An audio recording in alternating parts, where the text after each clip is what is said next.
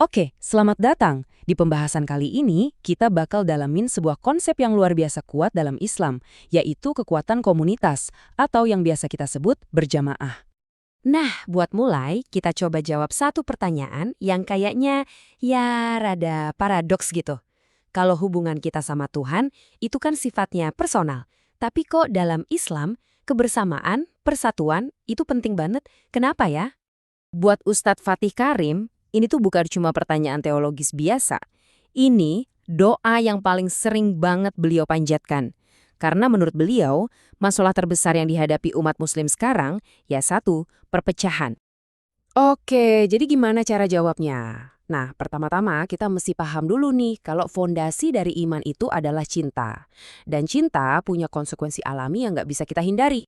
Intinya begini, iman atau akidah itu pada dasarnya adalah soal ikatan cinta. Dan yang namanya cinta kan nggak mungkin dialami sendirian, ya kan?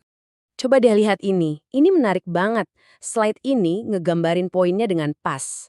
Sama kayak fans klub bola. Mereka kan secara naluriah kumpul buat bagi-bagi semangat ya kan? Nah, orang yang cinta sama Tuhan juga gitu. Secara alami dia pasti bakal nyari orang lain buat berbagi rasa cintanya. Jadi komunitas itu bukan aturan, tapi konsekuensi dari cinta itu sendiri.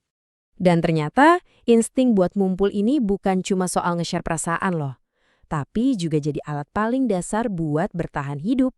Nabi Muhammad SAW bahkan ngasih perumpamaan yang keren banget. Beliau ngegambarin komunitas muslim yang ideal itu ya kayak koloni lebah. Dan analogi ini benar-benar ngejelasin kondisi idealnya.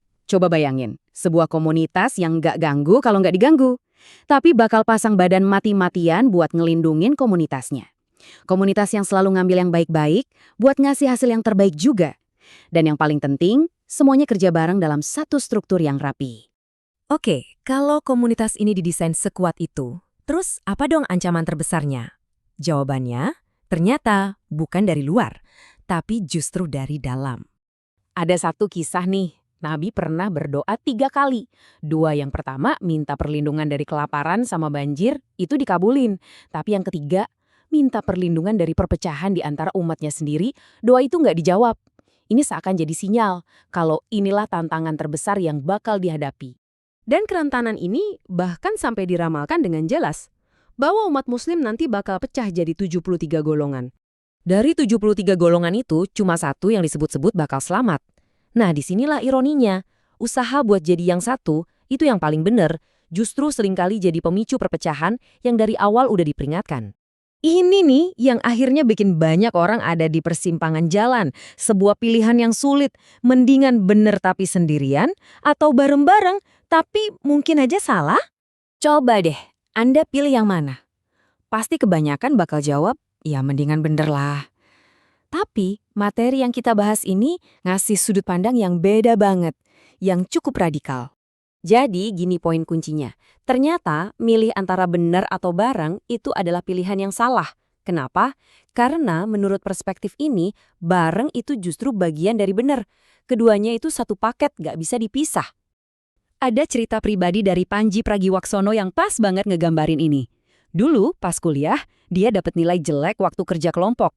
Akhirnya dia mikir, mending kerja sendiri deh, biar bener. Dia yakin banget caranya itu yang paling bener.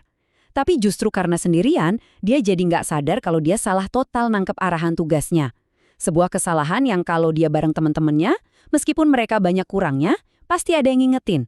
Oke, sekarang kita masuk ke bagian terakhir. Kita lihat yuk, gimana filosofi ini bukan cuma ide abstrak, tapi benar-benar jadi bagian dari praktek Islam sehari-hari. Lihat deh, mulai dari sholat yang dianjurkan berjamaah, ekonomi syariah, sampai sistem peradilan. Hampir semua pilar penting dalam Islam itu didesain untuk dilakuin bareng-bareng, secara komunal. Nggak ada yang jalan kalau dilakuin sendiri-sendiri. Jadi, kalau ada muslim yang ngerasa udah baik tapi sendirian, ya itu berarti dia kehilangan intinya. Dan inilah kesimpulan utamanya. Seluruh sistem dalam Islam itu dibangun di atas satu premis. Kita butuh tindakan kolektif, kita butuh saling dukung, kita butuh komunitas, supaya iman dan masyarakat itu bisa tumbuh bareng. Nah, ini ninggalin kita dengan satu pertanyaan terakhir yang penting banget buat direnungkan. Cuma ada di tempat yang sama itu kan beda ya sama bener-bener jadi satu komunitas.